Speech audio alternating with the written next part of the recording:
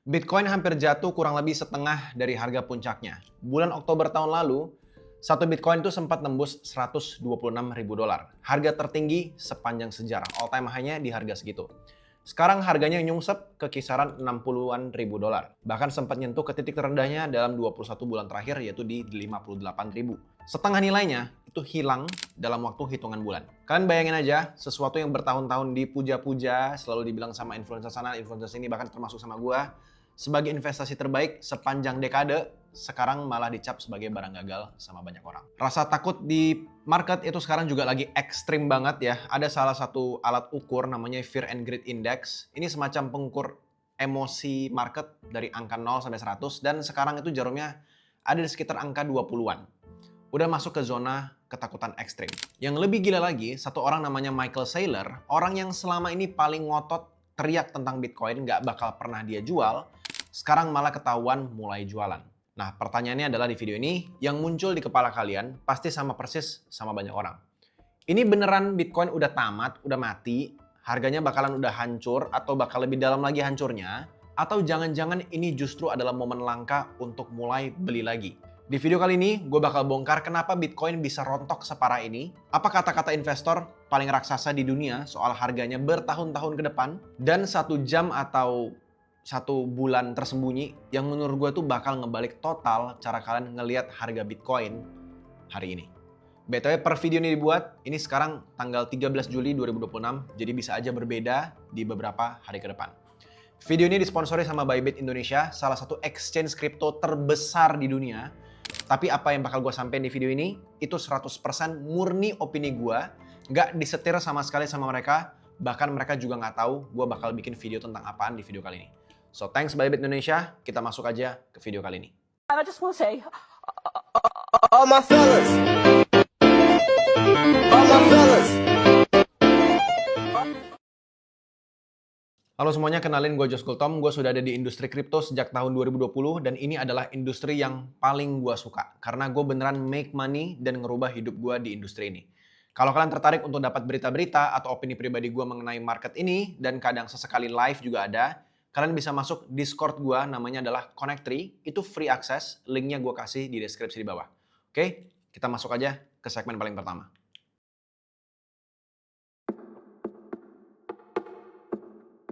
Hal pertama yang harus kalian ngerti, ya, Bitcoin itu tuh jatuh sedalam ini tuh bukan gara-gara satu kejadian besar, terus tiba-tiba hancur semua. Nggak kayak gitu. Nggak ada satu tombol yang dipencet, terus semuanya langsung hancur. Yang kejadian itu ada beberapa penyebab. Ya, dia tuh numpuk barengan di waktu yang hampir sama dan terus-menerus. Dan pas mereka ketemu, efeknya tuh kayak jadi bola salju dan makin lama makin besar. Penyebab paling besar itu namanya adalah ETF outflow. Bagi yang nggak ngerti ya, Bitcoin tuh punya ETF ya. ETF Bitcoin tuh basically adalah tempat di mana institusi besar atau institusi di Amerika itu bisa beli Bitcoin tanpa perlu khawatir masalah security yang harus diurus sendiri dan ya biar mereka nggak berurusan sama aplikasi-aplikasi lain, retail kayak Binance, Coinbase, dan lain-lainnya. Itu bahasa kasarnya banget lah. Ya intinya adalah daripada gue beli Bitcoin tempat yang gue nggak gitu paham, udah ke tempat yang biasa gue beli aja. Dan masalah perpajakan juga lebih gampang urusnya di sana. Nah yang biasanya beli ETF Bitcoin ini adalah institusi-institusi. Nah bulan Juni kemarin, itu duit yang kabur keluar dari wadah-wadah ini, itu nyampe sekitar 4 miliar dolar. Dan itu jadi rekor bulan terburuk sejak produk ini pertama kali ada. Ini kenapa Bitcoin turun sedrastis itu? Karena emang duitnya lagi pada kabur. Dan kalian perlu tahu, duit itu tuh kayak air. Dia tuh cuma ngalir dari satu tempat ke tempat lain. Dia tuh bukan hilang, bukan lenyap. Dia cuma pindah. Nah, larinya ini kemana? Salah satunya adalah lari ke saham perusahaan AI yang lagi panas-panasnya.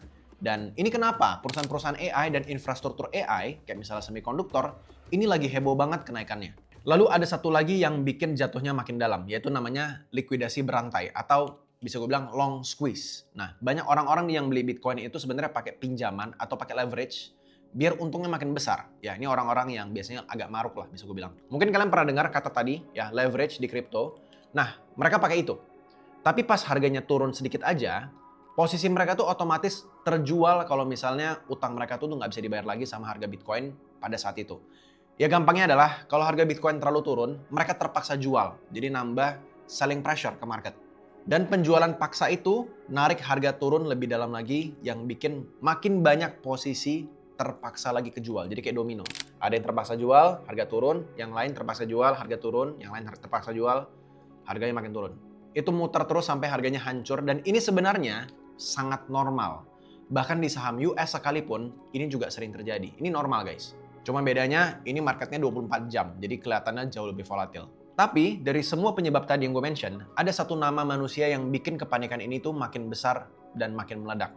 Dan dia justru orang yang paling dipercaya soal Bitcoin.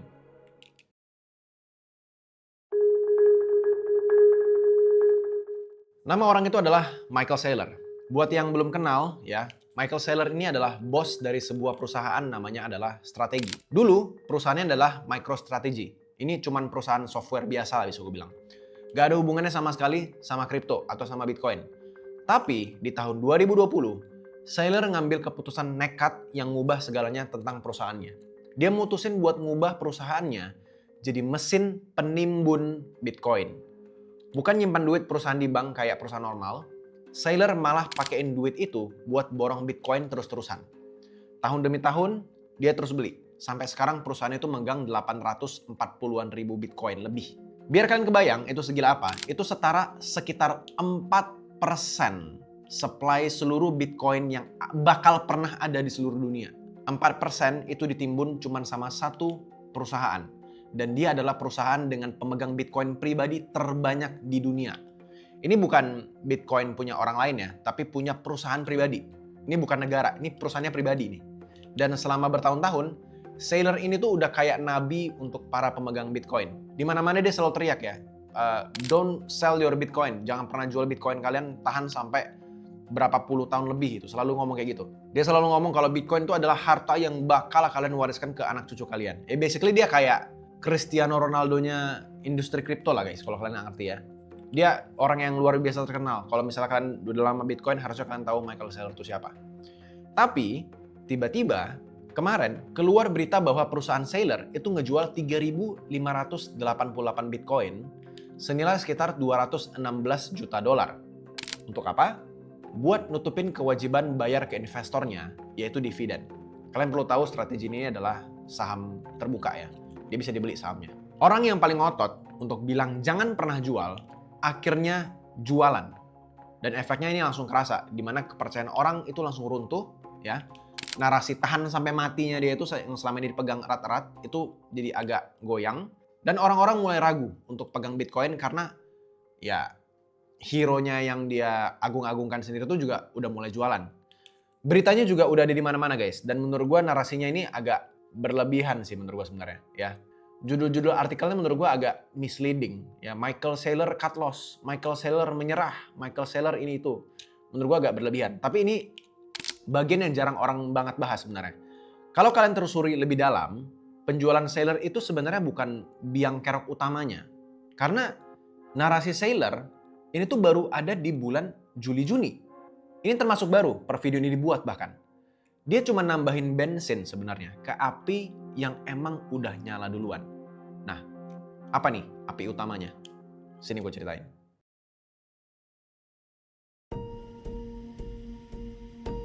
Oke, Bitcoin itu tuh punya siklus guys. Harusnya yang udah tahu Bitcoin, udah pernah nonton video gue yang lama atau nonton video Bitcoin yang lain, harusnya ngerti apa itu siklusnya. Namanya adalah siklus halving. Bagi teman-teman yang nggak tahu apa itu halving, kalau kalian pernah beli Bitcoin dan kalian nggak tahu apa itu halving, berarti kan cuma FOMO-FOMOan doang beli. Dan gue sangat saranin kalian nonton playlist gue yang ngajarin apa itu Bitcoin dari nol. Videonya kayak gini, ya, atau linknya cek aja di bawah. Please jangan beli Bitcoin kalau kalian nggak ngerti apa itu halving bahkan ya. Kasarnya banget, setiap siklus halving Bitcoin ini, pasokan Bitcoin yang baru jadi semakin sedikit. Dan barang yang semakin langka, biasanya akan semakin mahal. Jadi supply-nya berkurang, demand-nya atau permintaannya itu sama atau bahkan naik, maka harganya akan semakin mahal. Itu udah basic ekonomi sebenarnya. Dan tiap kali siklus ini berjalan, polanya tuh secara ajaib bisa gue bilang mirip banget. Nanti gue bakal kasih tunjuk chartnya. Awalnya harganya itu dikumpulin pelan-pelan pas orang semuanya lupa, nggak banyak yang ngomongin kayak hari ini misalnya kan. Terus nanti tiba-tiba naik, tiba-tiba meledak naik gila-gilaan, tiba-tiba banyak influencer ngomongin, mulai banyak cerita sana sini segala macam, ada influencer baru yang terkenal tiba-tiba beli barang-barang mewah segala macam.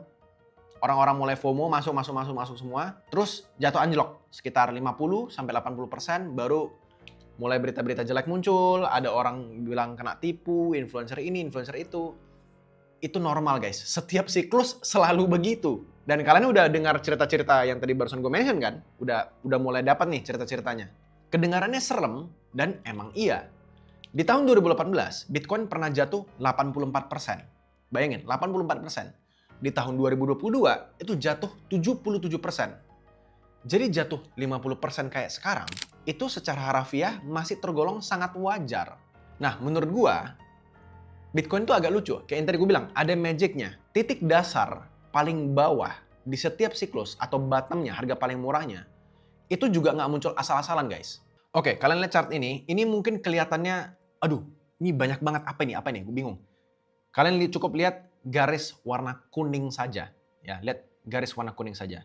Garis kuning ini adalah di mana Bitcoin itu ngelakuin yang namanya halving. Oke? Ada di Juli 9 2026, ada di Mei 11 2020, ada di April 20 tahun 2024, dan nantinya akan ada halving lagi, which is sekitar April 2028. Angka tepatnya nggak tahu April tanggal berapa, cuman sekitaran bulan April. Oke? Nah, kalau kita trace back dari historical, kita ngeliat dari tahun 2016, kita mundur ya, dari halving ke harga paling murahnya Bitcoin, itu di tanggal 12 Januari 2015, itu sekitar 546 hari. Oke? Kita tarik lagi, dari 2020 halvingnya ke harga paling rendahnya, itu 518 hari. Oke? Kita tarik lagi, halving berikutnya, tanggal 20 April 2024. Kita tarik ke bottom paling bawahnya, itu 525 hari. Dan kalau kita ikutin pola itu, kita tarik dari April 2028 di masa depan, kita mundurin. Secara rata-rata kita bilang aja 518 hari. Ya. 518 hari atau sekitar 520-530an hari. Itu tepat ada di sekitar bulan Oktober tahun ini, 2026. Which is sekarang udah bulan Juli, Agustus, September, Oktober. Sekitar 3 bulan lagi. Ini tapi teori guys ya, belum tentu Oktober bakal turun sejauh itu. Ini bukan di program ya, bukan di program harganya akan segitu, nggak juga. Tapi secara historical, lucunya ini selalu repeatable, ini selalu mengulang. Dan karena ada siklus halving ini semacam mendukung supaya ini tuh terus terjadi berkali-kali. Dan kalau kita lihat angkanya, ya walaupun ini mirip-mirip semua angkanya, tapi nggak sama ya guys. Ada 525, 518, 546. Jadi apakah ini bakal terus sama angkanya? Ya bisa jadi beda-beda sedikit. Bisa jadi mungkin lebih cepat atau mungkin lebih lambat. Tapi yang jelas adalah kita lagi berdiri tepat di depan pintu jendela yang selama ini selalu jadi titik paling bawahnya. Dan kalau jam ini beneran masih jalan guys, timeline ini masih sama persis, harusnya orang-orang paling jago di pasar itu udah mulai gerak dari sekarang, udah mulai beli. Gerakan yang justru kebalikan total sama kepanikan orang kebanyakan, yaitu jualan atau cut loss sekarang.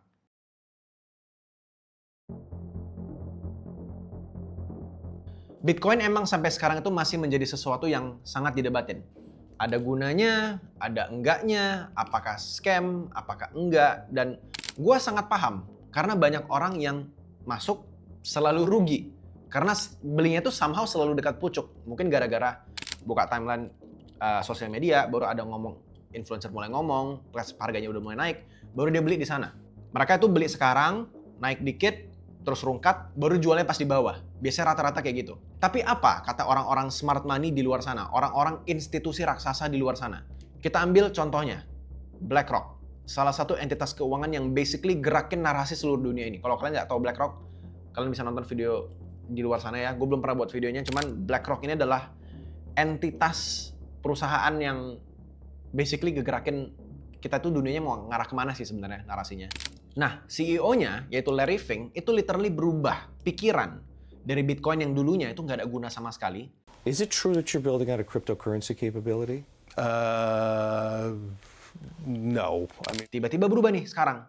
Dia buka ETF Bitcoin di tempatnya. We believe ETFs is a technology that's going to transform every asset class. We believe everything will be done through ETFs. Dan ETF Bitcoin ini adalah ETF paling laku sepanjang sejarah ETF yang pernah ada. Jadi BlackRock itu suka sama Bitcoin. Ada contoh yang lain, ARK Invest. Ini adalah perusahaan manajer investasi terkenal juga di Amerika yang fokusnya ke teknologi masa depan. Dipimpin sama Cathie Wood dan mereka masang target Bitcoin harganya di tahun 2030 itu antara $750.000, sampai $2,4 juta per keping. Ya menurut gua pribadi $2,4 juta di tahun 2030 rada-rada nggak make sense kayaknya ya. Cuman ya kalian get the idea aja lah. Terus ada juga Standard Chartered. Ya ini adalah bank raksasa global yang naruh target $500.000 di tahun 2028. Menurut gua ini juga agak ketinggian, tapi ya siapa gua gitu dibandingin sama Standard Chartered. Bahkan VanEck, perusahaan pengelolaan aset gede, berani memprediksikan angka $2,9 juta buat jangka sangat panjang. Dia nggak kasih tahu angkanya tahun berapa, tapi kalau gue bisa bilang mungkin 50 tahun lagi dari sekarang atau 30 tahun, I don't know. Tapi intinya mereka jangka panjang itu sangat bullish atau percaya Bitcoin masih bisa naik lagi. Yang perlu kalian catat adalah yang masang target selangit ini itu bukan orang random di internet guys, bukan gua. Itu bisa kalian verifikasi sendiri ya. Ini bank sama manajer aset yang ngurusin duit triliunan rupiah atau bisa bilang kuadriliun mungkin kali ya. Nah, kalau gue ngomong soal smart money, orang-orang yang benar-benar jago di market, yang gue pribadi langsung kenal, ya gue ngobrol-ngobrol langsung gitu misalnya di event kripto, nongkrong bareng, makan malam bareng. Orang-orang yang punya net worth basically berkali-kali lipat daripada gue, puluhan M sampai ratusan M, itu pun juga kasih insight ke gue, kasih informasi ke gue. Dan hampir semuanya bilang kalau bottom Bitcoin udah sangat dekat dan semuanya fokus di satu angka yang sama.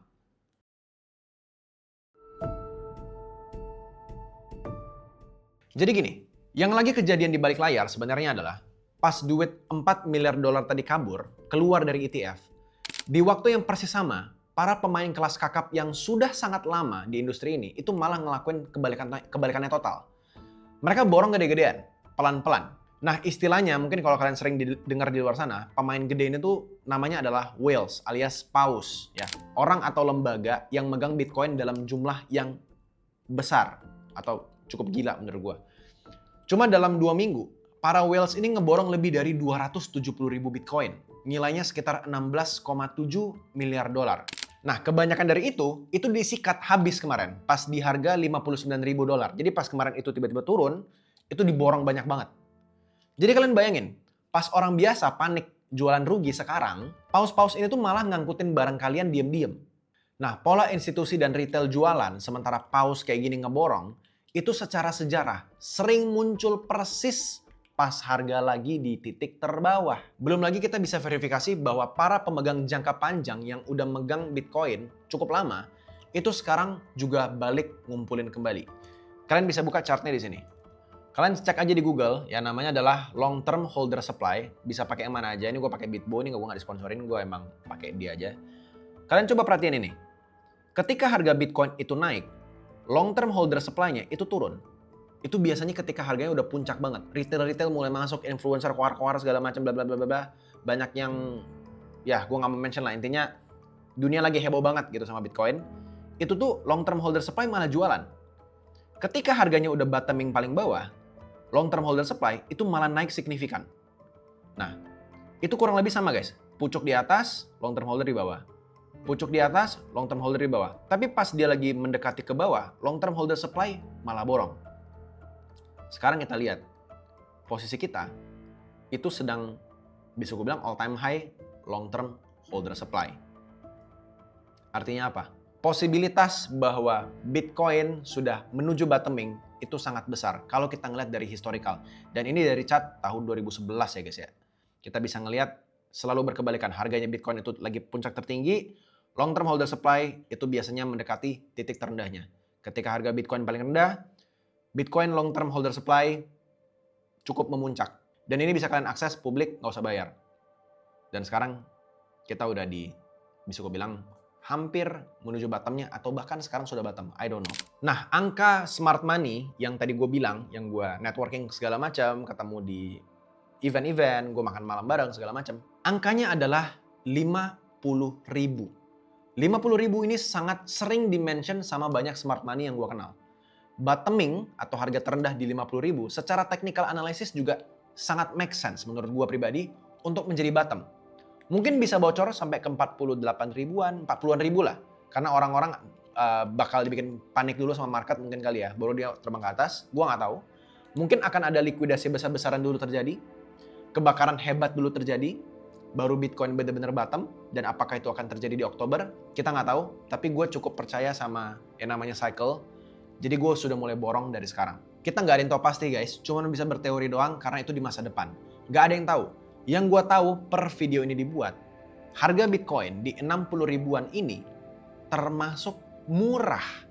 Dan gue sendiri sudah cicil-cicil dari kemarin. Tapi tentu aja guys, ada banyak narasi di luar sana yang kalian bakal dengar. Ya dibilang, kali ini bakal beda, siklus kali ini tuh bakal beda. Karena ada institusi masuk, segala macam, bla bla bla. Ada alasannya lah. Bahkan gue sendiri juga sempat ngerasa seperti itu di siklus kemarin. Gue ngerasa bahwa siklus kemarin tuh bisa aja beda karena institusi udah mulai masuk. Tapi lucunya, kalau kalian tarik mundur, di titik yang persis di setiap siklus, ceritanya selalu sama. Tahun 2015, orang bilang bakal beda. Tahun 2018, orang-orang bakal bilang ini bakal beda. Tahun 2022 juga sama persis, ini bakal beda. Dan tiap kali orang teriak-teriak kali ini beda, jamnya tetap aja jalan terus dan hasilnya ujung-ujungnya sama. Soal jatuhnya yang sekarang semakin kalem gitu ya, nggak se-ekstrim cycle-cycle sebelumnya, itu juga menurut gua masuk akal. Soalnya sekarang pemainnya duit institusi besar yang bikin pasarnya jauh lebih stabil gara-gara ada ETF. Jadi kalau kemarin turun sampai 80%, 70%, 50%, mungkin aja sekarang bisa jauh lebih rendah daripada itu atau ya at least tidak se-ekstrim kemarin lah. Jadi pertanyaannya sekarang udah bukan lagi soal Bitcoin bakal mati atau enggak. Tapi kenapa barang ini lagi didiskon segede ini? Sementara orang-orang paling jago malah rebutan ngeborong dan retail, mungkin aja kalian nggak beli sama sekali. Gue bakal sebutin apa yang gue lakukan di aset gue dan gimana kondisi Bitcoin gue sekarang. Tapi mungkin dari kalian ada yang nanya, ini belinya di mana? Gue ada berita bagus guys, di mana salah satu exchange terbesar di dunia akhirnya resmi masuk Indonesia dan diawasi oleh OJK. Namanya adalah Bybit. Jadi nggak bisa kita bilang ini tempat bodong segala macam, nggak. Ini udah diawasi sama OJK. Izin OJK tuh susah minta ampun guys. Trader terkenal yang kalian tahu di Indonesia pasti pernah pakai ini, gue jamin 100%. Dan Bybit akhirnya masuk ke Indonesia secara resmi dengan nama Bybit Indonesia. Gue pribadi jadi orang yang dikasih akses eksklusif dan bisa coba duluan, obrek-abrik isinya duluan, dan gue bisa bilang tampilannya sama persis kayak Bybit Global. Dan ada beberapa fitur yang menurut gue itu cukup advance dan superior dan nggak banyak available di exchange lainnya.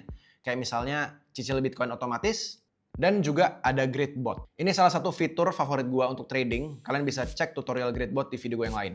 Ada juga fitur yang mudahin pemula, namanya adalah fitur Convert. Di mana kalian nggak perlu mikir liatin fitur aplikasi yang ribet-ribet ya. Cukup klik aja untuk beli koin apapun yang kalian mau, pakai aset apapun. Nah, pas launching nanti, mereka bakal available untuk deposit pakai bank besar kayak Mandiri dan juga BRI. Tapi harusnya cepat atau lambat bakal ada bank-bank besar lainnya juga. Nah, enaknya sekarang adalah kalau kalian nonton ini, kalian daftar sekarang, nggak terlalu lama dari video ini tayang, garansi kalian dapat 180.000 atau $10 free kalau kalian daftar pakai link di bawah dan deposit 2 juta rupiah aja. Plus, kalau kalian deposit itu, kalian bakal dapat lucky draw tiket, di mana hadiahnya adalah mobil EV Jayco J5, MacBook Neo, iPhone 17, motor Yamaha Fazio, Apple Watch, dan juga airdrop lainnya. Ini Bybit emang kalau bikin promo agak rada-rada nggak make sense menurut gue. Pastikan aja kalau kalian pakai app HP, masukin kode referral yang tertera di deskripsi di bawah juga, supaya promonya bisa kalian dapetin semuanya. Oke guys, kita lanjut ke video ini.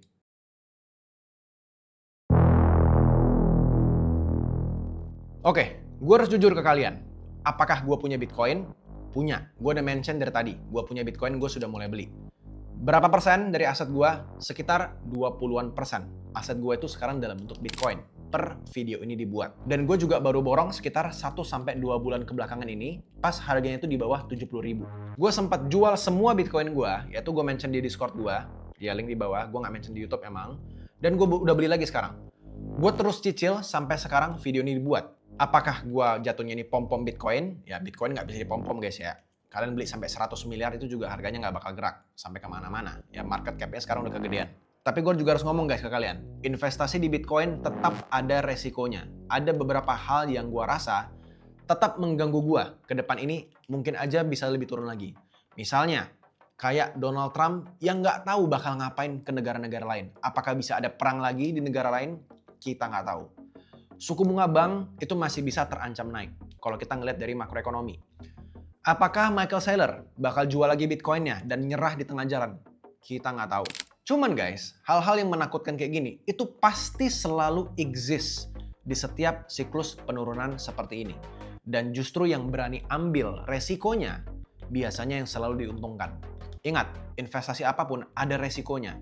Nggak ada yang semuanya itu mulus jalan, nggak mungkin ada. Tapi tentu aja, sebisa mungkin kalian udah kalkulasi resikonya. Bottom Bitcoin, harga paling murah Bitcoin, selalu datang dengan narasi-narasi yang sangat menakutkan. Ini gue kasih tau kalian nih. Narasinya akan terdengar nggak make sense untuk kalian beli pada saat itu. Bener-bener kayak kalian udah nonton film nih. Misalnya kalian nonton film nih, nonton film action gitu kan. Udah dekat banget ujung. Rasanya hero-nya tuh udah mau mati. Udah kayak, ini kayak nggak ada jalan lagi deh untuk menang gimana caranya. Biasanya akan seperti itu. Tapi menurut gue, justru disitulah letak seninya. Bitcoin itu adalah aset yang masih spekulatif, nggak bisa dibilang aman, dan konsensus masyarakat juga masih banyak yang negatif tentang aset ini. Karena belum banyak yang ngerti. Dan di saat orang-orang nggak ngerti, nggak mau lihat, dan ngerasa itu scam, dan masih curiga, disitulah orang-orang beneran bikin duit. Karena yang beli bener-bener yang paham-paham aja. Secara legal di internet kayak gini, video seperti ini, di sosial media, sebagai influencer, gue nggak bisa bilang gue menyarankan kalian untuk beli Bitcoin. Semua keputusan kalian ada di tangan kalian. Dan gue tidak memaksa kalian untuk beli Bitcoin. Kita ketemu lagi guys di video selanjutnya. Kalau kalian ada pertanyaan, silahkan komen di bawah. Jangan lupa subscribe biar nggak ketinggalan video lainnya. Join juga Discord gue di link di deskripsi di bawah. Kalian bisa nonton video gue yang lainnya di kiri kanan ini. Oke? Ini playlist untuk belajar Bitcoin. Silahkan ditonton kalau kalian mau belajar. Atau ya, whatever you wanna do. Bye-bye.